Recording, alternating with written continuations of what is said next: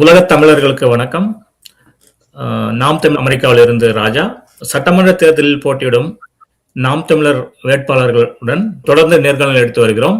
அந்த வகையில் இன்றைக்கு கோவில்பட்டி வேட்பாளர் சகோதரர் திரு பாண்டி அவர்களுடன் நேர்காணல் எடுக்கிறோம். வணக்கம் திரு பாண்டி அவர்களே. நீங்க உலகத் தமிழர்களுக்கு உங்களை நீங்க அறிமுகப்படுத்திக்கங்க. அதுக்கப்புறம் எப்படி நீங்க நாம் தமிழர்ல பயணிக்க ஆரம்பிச்சீங்கன்றத கொஞ்சம் சுருக்கமா சொன்னீங்கன்னா மக்களுக்கு புரியும். வணக்கம். நான் கோவில்பட்டி பக்கம் கயத்தார் பகுதியில் உள்ள வடக்கிழங்குக்குள்ள என்னோட சொந்த ஊரு. படிச்சது எல்லாமே கயத்தார்ல 12 வரை படிச்சேன். இப்ப வழக்கறிஞர் முடிச்சிருக்கிறேன். வழக்கறிஞர் படிச்சது அரசு சட்ட கல்லூரி ராமநாதபுரம். தொழில் நிமிர்த்தியா இப்ப எட்டயபுரத்துல தங்கியிருக்கேன். குடும்பங்கள் இப்பத்துக்கு தற்காலிகமா இங்க இருந்தாலும் வாக்கு எல்லாமே நம்ம கயத்தார் பக்கம் வடக்கிழங்குல சொந்த கிராமத்துல வச்சிருக்கிறோம். கட்சியை பொறுத்தவரை 2010 அண்ணன் கயத்தார் ஒரு கூட்டத்துக்கு வரும்போது முதல்ல அந்த கூட்டத்துல கலந்துக்கிட்டோம். 2010 ஆமா 10. அப்ப ஆரம்பத்துல அண்ணன் அந்த ஈழப்போர் முடிஞ்ச உடனே இயக்கமா இருந்து அப்பதான் வர்றாங்க.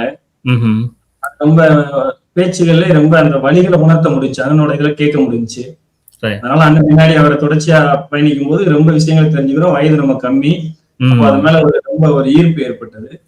அதன் காரணமா 2012 ஒரு கூட்டத்தை தயார் பண்ணி கயத்தார்ல முதல்ல அப்ப இருந்த ஒரு மாவட்ட பொறுப்பாளர் மூலம் ஒரு கூட்டத்தை தயார் பண்ணோம், ஒரு அரங்க கூட்டத்தை. பண்ண வர முடியல. அவர் மாவட்ட பொறுப்பாளர் மூலம் கட்சியில எல்லாரும் இணைகிறோம் அப்படிங்கிற விஷயத்த சொல்லும் போது அங்க தேர்வு பண்ணி முதல்ல கயத்தார் ஒன்றிய செயலாளரா நம்மளை அறிவிச்சாங்க. அப்ப எனக்கு 22 வயசு. அப்புறம் தொடர்ச்சியா ஓடும்போது 2014 2 வருஷத்துக்குள்ளேயே மாவட்டத்தை 3ஆ பிரிக்கும் போது வடக்கு மாவட்டம்னு வருது. கோவில்பட்டியும் விளாத்திகளும் சேர்ந்து வடக்கு மாவட்ட செயலாளரா பொறுப்பு அண்ணன் கொடுக்குறாங்க. இப்ப 2014 இருந்து இப்ப வரை 2 தொகுதிகளையுமே பார்த்துட்டு இருக்கேன். கோவில்பட்டி விளாத்திகளும் 2 தொகுதிகளையும் சிறந்த மாதிரி இந்த வடக்கு மாவட்ட செயலாளரா பொறுப்பு பார்த்துட்டு இருக்கேன். அந்த நேரத்துல பல போராட்டங்கள், ஆர்ப்பாட்டங்கள், ஸ்டெர்லைட் போராட்டம், ஆந்திராவில சொத்து கொள்ளும் போது அந்த இதை எதிர்த்து போராட்டம், ஜல்லிக்கட்டு போராட்டம், அதனால எல்லா போராட்டத்தையுமே பார்த்துட்டும் அதுல கலந்துக்கிட்டு தான் வந்துட்டு இருக்கோம் போராட்டத்துல. தமிழ்நாட்டுல நீர் பிரச்சனை நிறைய இருக்குது. எல்லா ஏரியாலையும் கோவில்பட்டியில நிறைய இருக்குது இல்லையா? அதை மேம்படுத்துறதுக்கு என்ன திட்டம் வச்சிருக்கீங்க? தமிழ்நாடு முழுவதுமே குடிநீர் பிரச்சனை இருக்கு. எங்கேயுமே நீர் சரியான அளவுல சுத்தமான அளவுல கிடைக்கல. அதனாலதான் அண்ணன் கூட குடிநீராது இலவசமா நம்ம ஆட்சியில உறுதியா கொடுத்துடணும்னு சொல்லி கூட நம்ம அறிக்கையில சொல்றோம். ஏன்னா விளைபொருள் ஆயிருச்சுன்னு. கோவில்பட்டியை பொறுத்தளவுல பைப்லைன் திட்டம் சொல்லி சீவலப்பேரி, அதாவது தாமிரபரணி தண்ணி தான் இங்க வருது கோவில்பட்டி. அது தாமிரபரணியிலிருந்து வரும்போது 1976 முதல் பைப்லைன் திட்டம் சொல்லி ஒண்ணு கொண்டு வந்திருந்தாங்க. மக்கள் தொகை பெருக்கம், வளர்ச்சி, தொழில் வளர்ச்சின்னு வரும்போது அந்த தண்ணி போதிய அளவுல இல்ல, கிடைக்கல. தட்டுப்பாடு ஆகி இப்போ கடந்த 10 ஆண்டுகள்ல என்ன ஆயிருதுன்னா மாசத்துக்கே ஒரு நாள்ல தண்ணி விடக்கூடிய சூழல்ல வந்தாங்க. அதனால இந்த தனியார் நிறுவனங்கள் அதிகமா தண்ணிகளை விற்க ஆரம்பிச்சாங்க. மறுபடியும் இப்ப புதுசா 2வது பைப்லைன் திட்டம் சொல்லி ஒரு 81 கோடி ரூபாய் பட்ஜெட்ல கொண்டு வந்து மறுபடியும் உள்ள கொண்டு வந்தாங்க. அதனால எல்லா சாலைகளையும் உடைச்சிருக்கிறாங்க, அங்கங்க பைப் வச்சிருக்காங்க, தவிர தண்ணி இன்னமும் எல்லாருக்கும் போய் சேரல. இப்போ அதிகபட்சம் எலெக்ஷன் நேரம் வர்றதுனால வாரத்துக்கு ஒரு முறை விட்டுட்டு இருக்கிறாங்கன்னு சொல்றாங்க. இதுக்கு முன்னாடி வரை 2 வாரத்துக்கு ஒரு முறை வந்தது. ஆனா இன்னமும் தண்ணி சுத்தமான அளவுல வருதா, சரியான முறையில் போய் சேருதாங்கிறது கேள்விக்குறியா இருக்கு. நமக்கு இது தீர்வு என்ன அப்படின்னா, தாமிரபரணி தண்ணி, சிவலப்பேரி தண்ணி நம்ம சேர்றது ஒண்ணு இருக்கு. அது போக நம்ம கோவில்பட்டி பக்கத்திலேயே ஆலம்பட்டிங்கிற ஒரு கம்மா முதல்ல சுத்தி எல்லா ஊருக்கும் தண்ணி கொடுக்குற அளவுக்கு பெரிய ஒரு 50 ஏக்கர் அளவுல கம்மா இருக்கு. அதெல்லாம் இவங்க கழிவு நீர் விட்டும் அதை பராமரிப்பு பண்ணாமலும் அதை தூர் வராமலும் இன்னைக்கு அதை கெடுத்து வச்சிருக்கிறாங்க. நம்ம முதல்ல அந்த மாதிரி கம்மாய்கள்ல மழை பெய்யும் போது மழை நீரை அதை தக்க வச்சும் ஓடைகளிலிருந்து வர மழை நீரை சேகரிக்கும் போது பூமியில உள்ள தண்ணியோட வரத்து அதிகமாகும். அதனால போர் தண்ணிகள் அதிகம் கிடைக்க வாய்ப்பு இருக்கும். நல்ல தண்ணிகளை நேரடியா மக்களுக்கு நம்ம சுத்திகரிச்சு கொடுக்க முடியும். அது மாதிரி ஒரு பயன்படுத்த திட்டத்தின் மூலம் மக்களுக்கு போதிய தண்ணி நம்மளே அதை கொடுக்கலாம்னு நினைக்கிறோம். ஏன்னா மழை போதிய அளவுக்கு வருஷத்துக்கு ஒரு முறையோ 2 முறையோ பெய்யுது. அதுக்கப்புறம் கடல்ல போய் கிடக்கிறத தவிர குளங்கள்ல தங்க வைக்கிற அளவுக்கு குளங்களை தூர் வராம வச்சிருக்கிறாங்க. இப்ப கம்மாய்களை பூரா இவங்க கழிவு நீர்களை உள்ள விட்டோம், அதை பராமரிக்கவும் விடாததுனால அங்கே மேடாகி இப்ப ஒரு கம்மா மாதிரியே இல்ல, அது ஒரு ஏதோ பிளாட் போடுற இடங்கள் மாதிரி இருக்கு. இப்ப நம்ம அதுக்கான நிதியை ஒதுக்கி முதல்ல அதை தூர் வரணும், கழிவு தண்ணி வர்றதுக்கான தனி பாதைகள் அமைக்கணும், மழை நீர்ல இருந்து நேரடியா வரக்கூடிய நல்ல தண்ணி மட்டும்தான் அங்க பெருகணும். அப்பதான் கீழே நமக்கு போர் போடும் போதோ இல்ல கீழே உள்ள நீர்களுமே நல்ல தண்ணியா கிடைக்கும். இந்த கழிவு நீரை உள்ள போய் விடும்போது குடி தண்ணியா நமக்கு கிடைக்காது. இந்த மூப்பன்பட்டின்னு சொல்லி பக்கத்துல இன்னொரு கம்மா இருக்கு, அதுவும் அப்படிதான். அதெல்லாம் அந்த நேரத்துல நன்னீர்னு சொல்லி அந்த அளவுக்கு பேர் வாங்கின ஒரு கம்மாயா இருந்திருக்கு. அதை சுத்தி இப்போ 150 ஏக்கர் விவசாயம் நெல்லுதான் விளையுது. ஆனா அந்த கம்மாயை இவங்க எதையுமே இவ்வளவு தூரம் வளர்ச்சி சொல்றவங்க இது தேவையான ஒரு விஷயங்களை பண்ணல.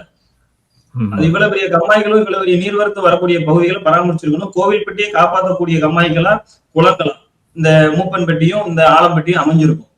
அதை இவங்க எந்த ஆட்சியாளர்களுமே இரு ஆட்சியாளர்களும் பண்ணாம இருக்காங்க. அதை நம்ம வந்து செய்யணும்னு நினைக்கிறோம். மகிழ்ச்சி மகிழ்ச்சி. சாலை பராமரிப்பு வந்து அப்படிதான் இருக்குது எல்லா இடத்துலயும் இல்லையா? சோ குறிப்பா கோவில்பட்டியிலும் அந்த மாதிரி இருக்குது. நிறைய சாலை சரியான அளவில் இல்ல, பராமரிப்பு இல்ல. சோ போக்குவரத்து அதனால பாதிக்குது. நோயாளிகள் பயணிக்கிறது கூட ரொம்ப சிரமமா இருக்குது அப்படின்ற குற்றச்சாட்டுகள் இருக்குது. இதுக்கு என்ன நீங்க என்ன திட்டம் வச்சிருக்கீங்க? என்ன நான் அவங்ககிட்ட சொல்லணும்னா, ஒரு சாலை மட்டும் நல்லா இருக்கு. என்ன சாலைனா, நேர வந்து சட்டமன்ற அலுவலகத்துல இருந்து கயத்தார் போகலாம், கயத்தார்ல இருந்து கடம்பூர் போயிடலாம். ஏன்னா அவர் சட்டமன்ற உறுப்பினரோட ஊரு. அவர் மட்டும் போகணும்னா நல்ல சாலை வச்சிருக்கிறாரு. ஒரு சாலை மட்டும்தான் நல்லா இருக்கு. அவர் வந்துட்டு போவதற்காக கயத்தாறுல இருந்தும் கடம்பூருக்கும் கயத்தாறுல இருந்து கோவில்பட்டிக்கும் வச்சிருக்கிறார தவிர மத்த எந்த சாலையுமே சரியில்லை. முக்கியமா குறிப்பிட்டு சொல்லணும்னா கோவில்பட்டி நகராட்சிக்குள்ளேயே அந்த மந்தித்தோப்பு ரோடு, அந்த மந்தித்தோப்பு ரோடுல இருந்து ஒரு ஆஸ்பத்திரிக்கு வரணும்னாங்க கூட ஒரு ஆம்புலன்ஸே வந்துக்க முடியாது. அவ்வளவு கிடங்கு மேடுகளா இருக்கு. ஒரு வாகனத்துல இருந்து இன்னொரு வாகனம் விலகி போக முடியாது. புற கிடங்கு மட்டும்தான் இருக்கு. இலைசந்தல் ரோடு இருக்கு. குறிப்பிட்டு சொல்லணும்னா ஐயா நம்ம அழகுமுத்து கோன் ஐயாவோட சாமியை கூட அவரை கூட வீரவணக்க செலுத்த போயிருந்தோம். அவர் நம்ம பிறந்த ஊர் தான். அப்போ கோவில்பட்டில இருந்து போகணும்னா அந்த சர்வீஸ் ரோட்ட போக முடியல. ஏன்னா ரோடுகள் சரியில்லை. செட்டிகுடிச்சி பாதை அந்த பாதையில இல்ல. கழுமலையில இருந்து கயத்தாறு போகணும்னா பாதை சரியில்லை. மொத்தத்தில் கோவில்பட்டி தொகுதியில உள் ரோட எந்த ஒரு உள்ளாட்சி ரோடுகளுமே வந்து அமைப்புகள் இல்ல. அப்ப கோவில்பட்டிக்குள்ள முக்கியமா இப்ப சொல்லணும்னா பிரதானமான சாலையா கோட்டாட்சியர் அலுவலகத்து பக்கத்துல நான் இருக்கிற நீதிமன்றம் இருக்கு. அங்கே பெண்கள் படிக்கக்கூடிய பள்ளிக்கூடம் இருக்கு, தாலுகா அலுவலகம் இருக்கு, டிஎஸ்பி அலுவலகம் இருக்கு. அது கடந்த 15 ஆண்டுகளா போராடுறாங்க. அதுல ஒரு ரோடு வெறும் 1 கிலோமீட்டர் கூட வராது. நம்ம கட்சிகளும் போராடணும். நம்மளும் போன முறை வந்து மனு கொடுத்துருக்கிறோம்.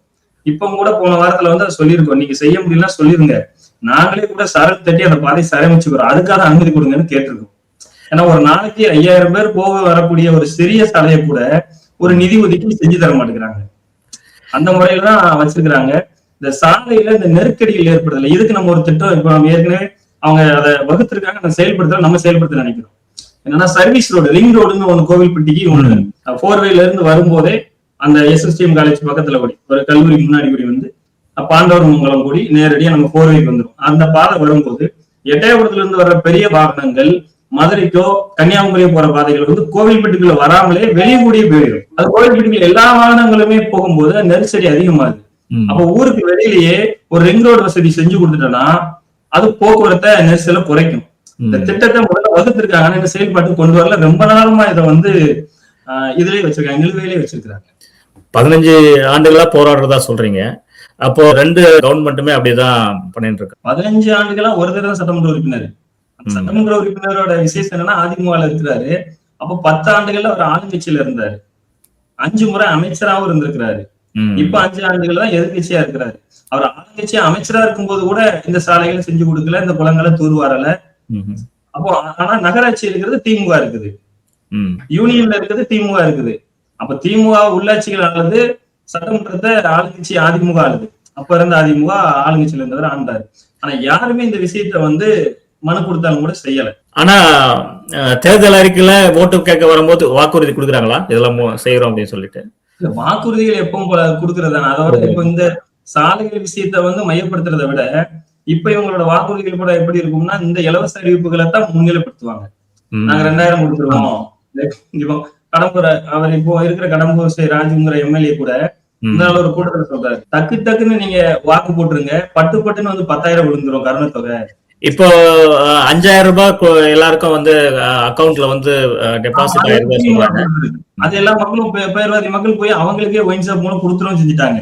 நம்ம மதுக்கடை மூடணுங்கிறோம், அவங்க புறவழி வாசல் வழியா அதை எடுத்துட்டு போயிட்டாங்க.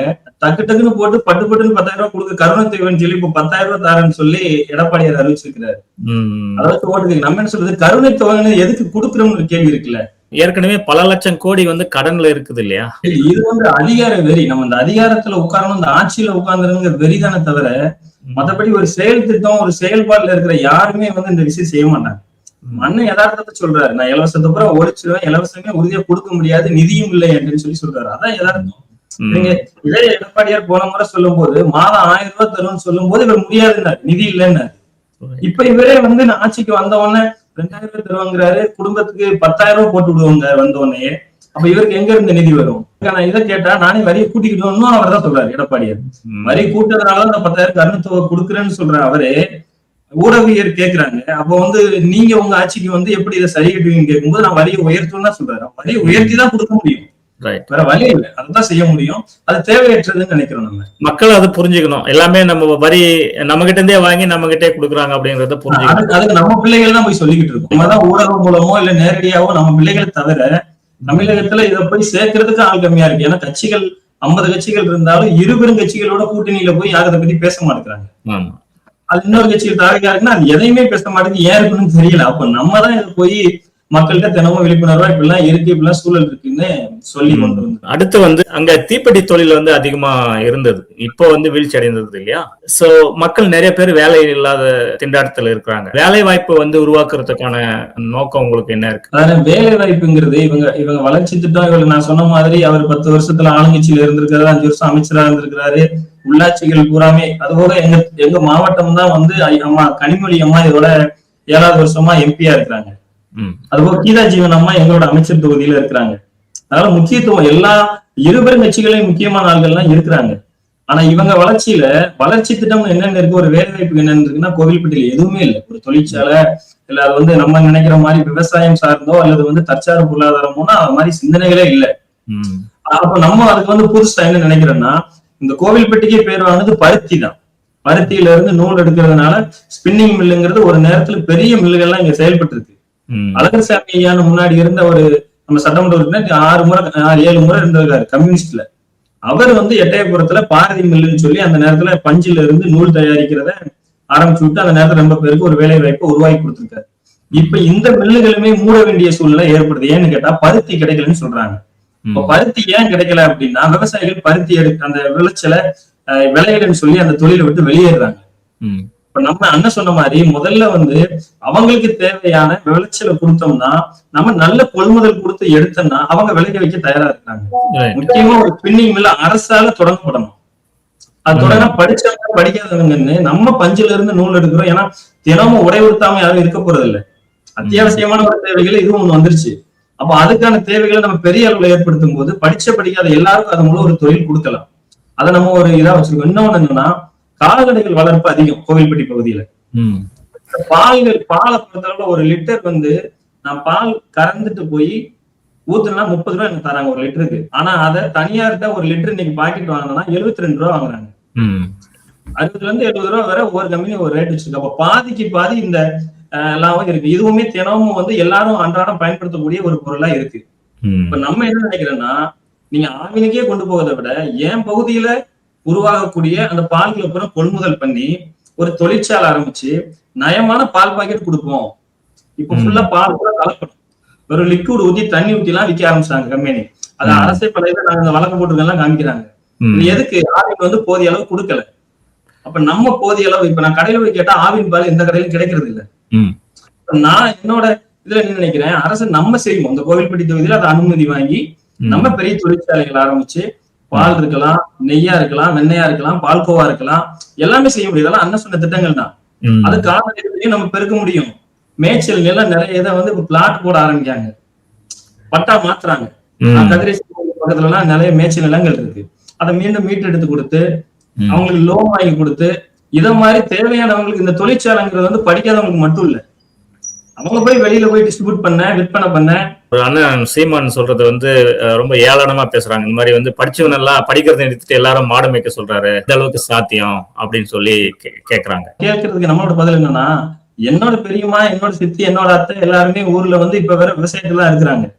அவங்க விவசாயத்துல இருந்து எங்களை வெளியேற்ற வர காரணம் என்னன்னா, அதுல அடுத்தடுத்து நஷ்டத்தை ஏற்படுத்துறாங்க. அவங்க உழைக்க நாங்க தயாரா இருக்கிறோம்.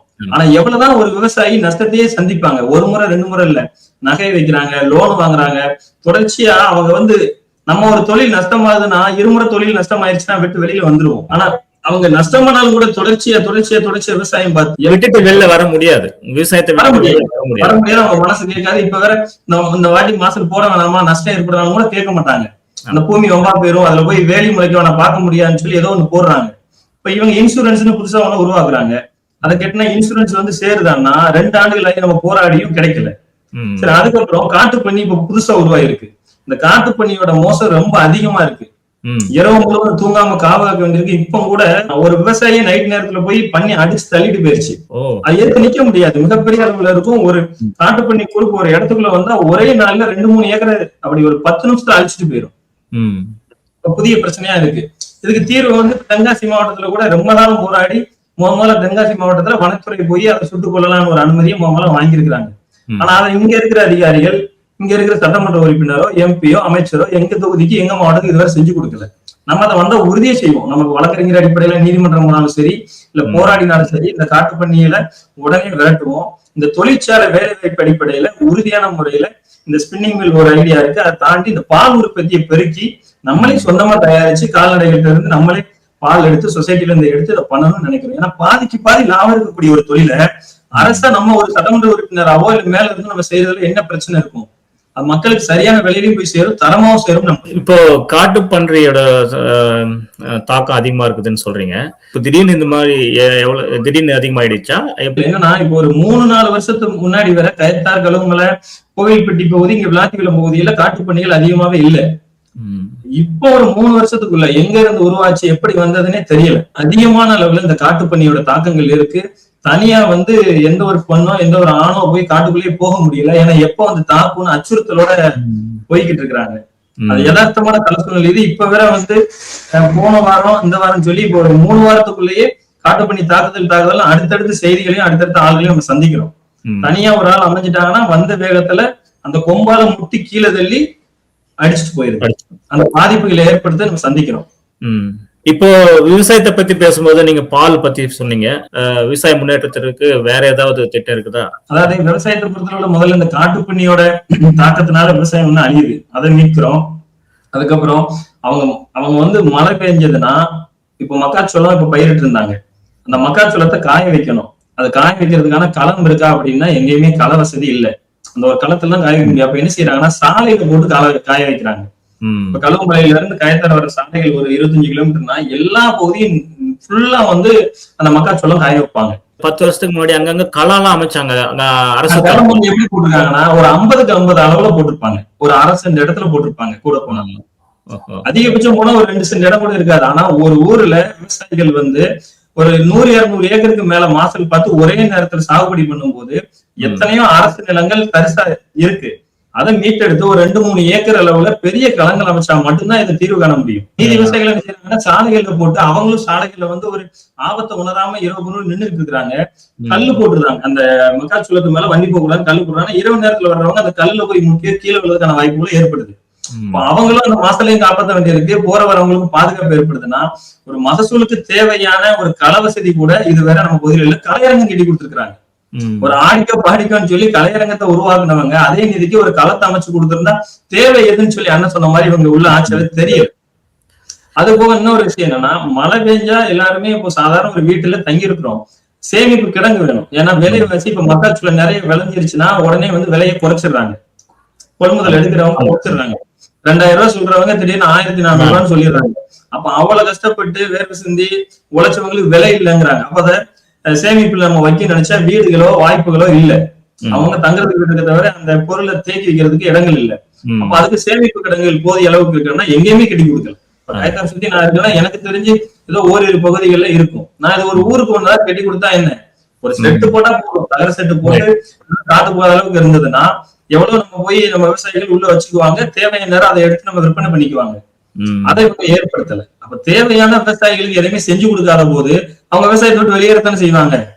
அந்த சூழ்நிலை உருவாக்கி இருக்காங்க. அடுத்து மருத்துவ வசதின்னு பார்க்கும்போது கோவில்பட்டியை பொறுத்த வரைக்கும் நகரம்னு பார்க்கும்போது தூத்துக்குடி இல்லைன்னா திருநெல்வேலியில் போக வேண்டியிருக்கு இல்லையா? சோ சரியான கொஞ்சம் மருத்துவத்தை மேம்படுத்துறதுக்கு அதை பத்தி கொஞ்சம் சொல்லுங்க. மருத்துவத்தை பொறுத்த அளவுல பார்த்தோம்னா கோவில்பட்டியில தான் நம்ம தலைமை மருத்துவமனை இங்க உள்ள தொகுதிக்கு ஒரு மருத்துவமனையா வச்சிருக்கிறோம்.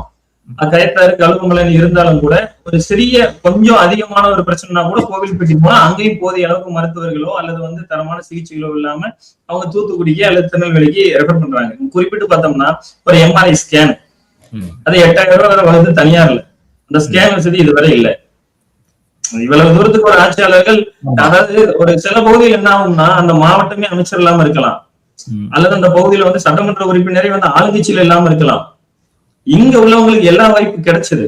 ஒரு ஆளுங்கட்சியில இருக்கிறாரு, அமைச்சரா இருக்கிறாரு, இப்ப இருக்கிற அமைச்சர் இருக்கிறாரு, அவர் டிஎம்கேல தூத்துக்குடியில இருக்கிறாரு. அவரும் நம்ம சார்ந்த கோயில்பட்டி பகுதியில சம்பந்தப்பட்ட அமைச்சர் தான். ஏன்னா தூத்துக்குடி வடக்கு மாவட்டம் தான் வர்றாரு மாவட்ட செயலாளர் அடிப்படையில.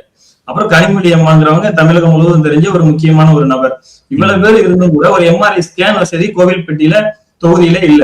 அவங்க தனியார்ல போய் ஒரு சிறிய சந்தேகத்துக்கு எடுத்து பார்க்கனா கூட 10,000 ரூபாய் 8,000 ரூபாய் செலவழிச்சு எடுக்க வேண்டியிருக்கு. ஆனா உள்கட்டமைப்பு வசதி அப்படிங்கிற அடிப்படையில பில்டிங் அதிகமா கட்டுறாங்க. அது எதுக்குன்னு கேட்டீங்கன்னா, நிதி வருது, மருத்துவமனைக்கு கட்டடங்கள் பெருசாகுது. நம்ம என்ன சொல்றதுன்னா, கட்டடங்களை கட்டி கட்டி நீங்க பெருக்கிறீங்க, அது தேவைதான். அந்த கட்டடங்களுக்குள்ள என்ன இருக்கு அப்படின்னு பாக்கணும்ல. இந்த எம்ஆர்ஐ ஸ்கேன் தேவைப்படும்னா அதை முதல்ல செய்யணும்ல. அப்ப அது ஏன் செய்யல அப்படிங்கிற ஒரு கேள்வி எழும்போது, அந்த எம்ஆர்ஐ ஸ்கேன் எடுக்கிறதே கோவில்பட்டியில ஒரு 3 தனியார் நிறுவனம் தான். அந்த தனியார் நிறுவனம் பாதிக்கப்படக்கூடாதுன்னு நினைக்கிறாரு சட்டமன்ற உறுப்பினர். ஏன்னா இவங்களுக்கான தேர்தல் நிதி பூரா அவங்ககிட்ட இருந்தாலும் வரும். ஒரு எம்ஆர்ஐ ஸ்கேன் செஞ்சு கொடுத்துட்டா அவங்களுக்கான வருமானம் பாதிக்கப்படுது. இதெல்லாம் உள் கருத்தை நம்ம பார்க்கும்போது இந்த விஷயங்களை நம்ம புரிஞ்சுக்கிட முடியுது.